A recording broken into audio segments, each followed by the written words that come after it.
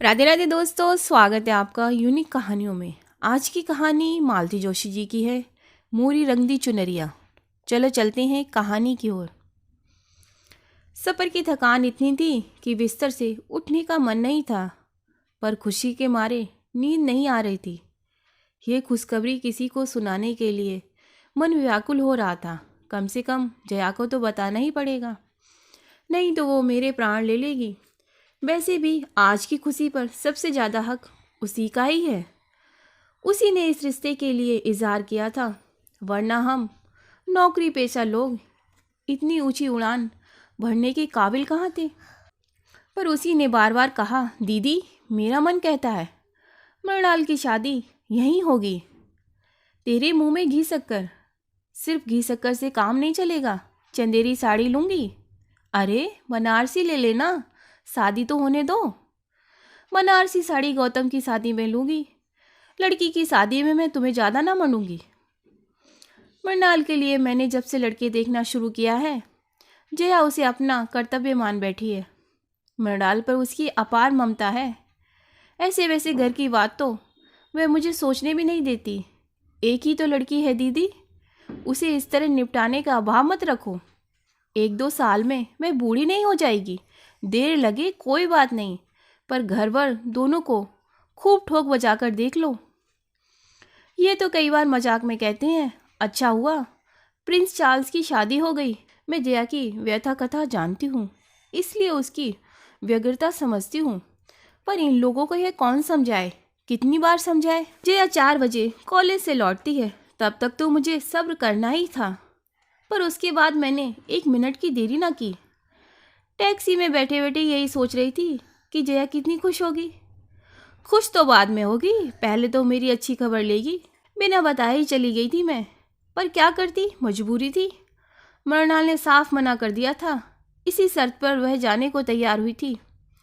लड़कियों का इस तरह प्रदर्शन करना हमें भी अच्छा नहीं लगता, पर वे लोग यहाँ आने को तैयार ना थे। बोले, आप लोग बिटिया के साथ यहीं आ जाइए। इन दिनों हमारी बेटियां भी अमेरिका से आई हुई हैं, उनसे मिलने के लिए सारा परिवार यहाँ इकट्ठा है। आप यहीं आ जाएं तो सबको सुविधा हो जाएगी। मन में ढेर सारी आशंकाएं लेकर हम लोग गए थे। लौटते वक्त मन खुशी से सराबोर था। मृणाल सबको भा गई थी। उन लोगों ने तो वही शगुन कर दिया। कहने लगे, सगाई वगाई का चक्कर रहने दीजिए, आप तो जितनी जल्दी हो सके शादी का इंतजाम कीजिए। ये लड़कियां महीना 2 महीना भारत में रहेंगी, तब तक हो जाए तो अच्छा रहेगा। हम लोग किसी तैयारी से तो गए नहीं थे, पर जो कुछ पास था उसी से टीका कर दिया और शादी की तिथि निकलवा कर चले आए। मुश्किल से महीने भर का समय था और करने को कितना कुछ था। उन लोगों ने तो कह दिया था कि ज़्यादा टीम टाम की ज़रूरत नहीं है, हम 20-25 लोग आएंगे, सह परिवार आएंगे। किसी होटल में इंतजाम कर दीजिए, शाम को फेरे हो जाएंगे, सुबह हमें विदा कर दीजिए। वे लोगों को इतना कहकर मुक्त हो गए, पर हमारे सामने तो प्रश्नचिन्ह खड़ा हो गया। इतने कम समय में कैसे कुछ हो पाएगा? लड़की की शादी कोई हंसी खेल है? मैडम कहाँ रोकना है? ड्राइवर ने पूछा तो होश आया कि मैं अपने गंतव्य पर पहुंच गई हूँ। जया के घर के सामने गाड़ी रुकवाकर मैंने जल्दी से पैसे चुकाए और उतर पड़ी। जया से मिलने की कुछ इतनी बेसब्री थी कि घंटी बजाते हुए ध्यान ही नहीं रहा कि दरवाज़ा खुला है। मैंने कुछ झेपते हुए घर में प्रवेश किया। तब तक बड़ी भाभी बाहर निकल आई। मैंने सोचा, अब डांट पड़ेगी, क्या तुम्हें भी इस घर में घंटी बजाकर आना पड़ता है? पर भाभी कुछ ना बोली। मैंने ईश क्षमा याचना करते हुए कहा, सॉरी भाभी, आपको डिस्टर्ब किया। जया कहाँ है? ऊपर अपने कमरे में है। ऊपर जाने का रास्ता भीतर वाले बरामदे से होकर था। हॉल से गुजरते हुए मैंने देखा 4-5 औरतें बैठी हुई हैं। जया की माँ उनसे बात कर रही हैं, पर सारा माहौल बड़ा गुमसुम सा था। मेरी बंगाली चौड़े पाल की साड़ी को उन्होंने इस तरह घूरकर देखा कि मुझे संकोच हो आया। अपनी कलफदार पट्टियों को और लहराते पल्लू को सबकी नज़रों से बचाने में मैं इतनी व्यस्त हो गई कि जया की माँ को ठीक से नमस्ते भी ना कर सकी। सीढ़ियाँ चढ़ते हुए ध्यान आया कि उन्होंने भी तो मेरा कुशल क्षेम नहीं पूछा, इतने दिनों तक आने का उलाहना ना दिया। और तब याद आया कि बड़ी भाभी ने भी तो आज कोई बात नहीं की। नहीं तो ऐसा कभी ना हुआ कि दोनों भाभीयों से मीठी रार तकरार किए बिना मैं ऊपर गई हूँ। जया के कमरे में एकदम सन्नाटा था। 24 घंटे चीखने वाला टेप रिकॉर्डर चुप था और महारानी पलंग पर लेटी हुई आशापूर्णा देवी का कोई उपन्यास पढ़ रही थी। ओह, दीदी आई हैं, मुझे देखते ही वह पुलकित होकर बोली और मेरा मन एकदम हल्का हो गया। नीचे इतना सन्नाटा था कि बस मैंने कहा, और माँ जी के पास 2-4 औरतें ऐसी शक्ल बनाकर बैठी हैं जैसे मातमपुरसी पर आई हों। उसने मेरा वाक्य पूरा किया। वे वाकई मातमपुरसी पर आई हैं। अरे, मुझे अब अपने कपड़ों पर सचमुच शर्म आ रही थी। कौन? मेरा मतलब किसका देहांत हो गया? हमारे श्रीमान जी गुजर गए, उसने शापाट स्वर में कहा। कौन श्रीमान जी? एक ही तो थे दीदी, मेरी कौन सी 10-20 शादियां हुई हैं, उसने कहा। उसकी बात कहने का लहजा कुछ ऐसा था कि संतावना की गुंजाइश ही ना थी। और फिर संतावना भी किस लिए, जिस व्यक्ति का अस्तित्व भी उसके लिए अर्थहीन था। उसके मरने पर शोक और संवेदना का नाटक मुझसे ना हो सका, पर उसके घर में तो बाकायदा मातम मनाया जा रहा है। जिस व्यक्ति से तुम्हारा कोई संबंध नहीं रहा, उसका शोक तुम लोग क्यों मना रहे हो? यही तो मेरी समझ में नहीं आता। हमें तो उन लोगों ने खबर तक नहीं दी। कोई सवाल नहीं था। किसी तीसरे व्यक्ति ने पत्र लिखा है जो यहाँ 4-5वें रोज पहुँचा है, और बस यहाँ बाकायदा मातम शुरू हो गया। इन लोगों ने मेरी चूड़ियाँ ना फोड़ी, यही गनीमत है। छी, कैसी बात करती हो, मैंने सिहर कर कहा। सच कह रही हूँ दीदी, मुझे कमरे में कैद करके रख दिया है। कॉलेज नहीं जाने देते, टीवी नहीं देखने देते, रेडियो नहीं सुनने देते, पानी भी मुझे मांग कर पीना पड़ता है, कोई मुझे घड़ा नहीं छूने देता। क्या कहती हो? सब अम्मा का पागलपन है। मेरी सास मरी थी तब भी यही नाटक हुआ था। मुझे तो सुनकर ही वितृष्णा होने लगी थी, पर पता नहीं जया कैसे सहन कर रही थी। अच्छा जया, चलूँगी अब, फिर कभी आ जाऊँगी। मैंने एकदम उठने का उपक्रम किया तो उसने हाथ पकड़कर बिठा लिया। ऐसे कैसे चली जाएंगी? जो कहने आई थी वह तो कहिए। वह सब कहने का अब उत्साह ही नहीं बचा था। मैंने कहा, तुम कॉलेज नहीं आई तो बस देखने चली आई थी, क्या बात है? झूठ मत बोलिए, आप कॉलेज गई होती तो यह खुशखबरी आपको कब की पता लग जाती। कल ही तो पूरा स्टाफ मिलने आया था। हे भगवान, जया ने कैसे सामना किया होगा उन सब का, खासकर मिसिस माथुर और मिसिस मालवीय जैसे लोगों का। उसने जैसे मेरे मन की बात पढ़ ली, बोली, भाभी उनसे नीचे ही निपट ली। मैंने साफ कह दिया था कि किसी को ऊपर भेजने की ज़रूरत नहीं है। आश्चर्य है, मुझे किसी ने नहीं रोका। आपकी बात अलग है दीदी, सब जानते हैं।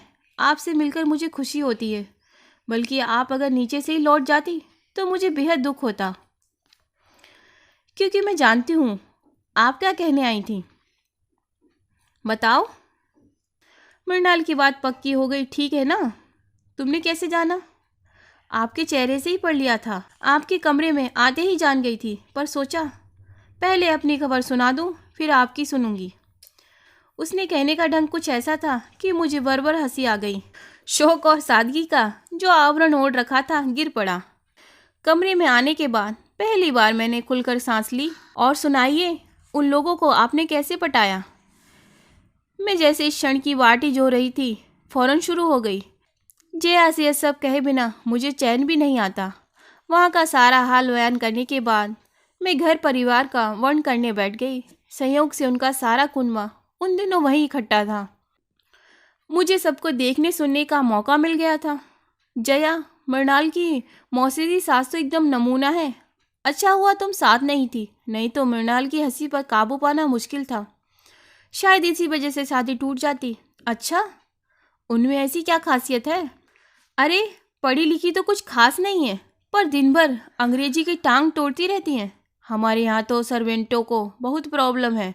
यह पिक्चर तो लेडीज़ों के लायक है। हमारे चिल्ड्रंस तो बहुत शैतान हैं। मैंने ठीक ही कहा था। मेरे मुंह से सुनकर जया को भी हंसी का दौरा पड़ गया। वहाँ तो पता नहीं क्या करती, पर जया की हंसी एकदम थम गई। मैंने पलटकर देखा, दरवाजे पर छोटी भाभी खड़ी थी। ये किस बात पर इतनी हंसी हो रही है? उनके स्वर में उपालम था। मैं तो शर्म से गड़ ही गई। जया ने जैसे मुझे उभारते हुए कहा, भाभी मृणाल की शादी तय हो गई है। दीदी ने लगे हाथ सगाई की रस्म भी निपटा दी। चलो यह तो बहुत अच्छा हुआ। भाभी ने निर्लिप्त भाव से शिष्टाचार निभाया। उसमें कहीं कोई खुशी का भाव न था। ना उन्होंने घर या वर के बारे में कुछ पूछा। मैं एकदम उठ खड़ी हुई। जया अब चलूँगी, बहुत देर हो गई। इस बार जया ने मुझे रोकने का प्रयास नहीं किया। भाभी पता नहीं किस काम के लिए ऊपर आई थी, उसे भूलकर मेरे साथ ही नीचे उतरने लगी। 20 सीढ़ियों पर बोली, दीदी एक बात कहूँ, बुरा तो नहीं मानोगी? कहिए। ऐसे शुभ कार्य की चर्चा आज इस घर में नहीं करनी थी, इससे अपशगुन होता है। चर्चा मैंने नहीं, जया ने चलाई थी। भाभी, उसने पूछा तो मुझे बताना पड़ा, नहीं तो शायद मैं वैसे ही लौट जाती। पर भाभी, मैं ये नहीं जानती कि इससे अपशगुन होता है। अब आप नए जमाने की हो तो आप क्या कोई पुराखा पुरनिया हो? आप इन ढकोसलों पर विश्वास कर लेती हो। ये ढकोसला नहीं, रिवाज है दीदी। ये कैसा रिवाज है? जिस आदमी का इस घर में कोई संबंध नहीं रहा, जया कभी जिसकी देहरी पर ना चढ़ी, जिसके नाम से उसने मांग ना भरी, मंगलसूत्र नहीं पहना, 20 साल से जिसकी शकल भी ना देखी, उसका मातम आप लोग क्यों मना रहे हैं? क्यों उस पर लाद रहे हैं? मरने वाला हाड़ मास का आदमी था दीदी। दुनिया में रोज सैकड़ों हाड़ मास के आदमी मरते हैं भाभी, लेकिन सबके साथ हमने फेरे तो नहीं लिए होते। मैं हतबुद्धि होकर उन्हें देखती रह गई। उसके बाद उस घर में एक पल भी ठहरना मेरे लिए दुर्भर हो गया। मेरी सारी खुशी हवा हो गई थी। मन इतना उद्भ्रांत हो गया कि घर लौटकर मैंने नौकर को बिना किसी बात के डांट दिया। कमरे की वे तरवी पर मृणाल को इस तरह बुरी तरह झिड़की कि वे सिसकने लगी। खाने की मेज पर इनसे बिना वजह की ही लड़ बैठी। पर सबने मुझे माफ़ कर दिया। सब समझ गए कि अब मुझ पर शादी का टेंशन हो आया है और महीना भर किसी की खैर नहीं। शादी, हाँ, पिछले कुछ दिनों से मैं केवल मृणाल की शादी के बारे में ही सोच रही थी। रात में सपने भी उसी के देखती रही हूँ, पर आज की रात जया के नाम थी। मेरे मानस पटल पर उसकी शादी के कई चित्र बनते बिगड़ते रहे। मैं उस शादी में उपस्थित नहीं थी। हम लोगों का परिचय तो बहुत बाद में हुआ है, पर जो कुछ सुना था वह मेरी कल्पना शक्ति के लिए काफ़ी था। बहुत ऊंचे घर में जया का संबंध हुआ था। 4 भाइयों का परिवार था। बड़े भाई पिता के साथ घर का कारोबार देखते थे, बीच वाले दोनों इंजीनियर थे। जया का दूल्हा सबसे छोटा और फिलोसफर किस्म का था। जया के पिता वहाँ 2-4 बार गए, पर उससे बात ना हो पाई। उन्होंने लड़कों से कहा, हो सकता है मेरा लिहाज करता हो, संकोच के मारे ना बोलता हो, तुम लोग जाकर मिल आओ। ऐसा ना हो वह हकलाता हो या गूंगा बहरा हो। जया के भाई गए और तसल्ली कर कर घर लौट आए। गूंगा बहरा तो नहीं है, पर हाँ गुन्ना है, बहुत कम बोलता है। अरे उसे तो हमारी जया 15 दिन में तोता बना देगी, बड़ी भाभी ने कहा। सब ने चैन की सांस ली और तैयारी शुरू कर दी। बारात बड़ी धूमधाम से आई थी। चारों सुदर्शन भाइयों को देखकर लोगों को राम जी की बारात याद आ गई थी। चढ़ावा तो ऐसा था कि सबकी आंखें फटी की फटी रह गई थी। शिकायत थी तो सिर्फ लड़कियों को, बल्कि तीनों भाई उसे इस तरह घेरे हुए थे कि छेड़खानी करने का मौका ही नहीं मिलता था। जयमाला तक तो ठीक था, पर जब बाकी रस्मों पर भी बॉडीगार्ड की तरह साथ रहे तो मेरी बहन ने चुटकी ली, आप लोग पांडवों की तरह फेरे भी साथ ही लोगे क्या?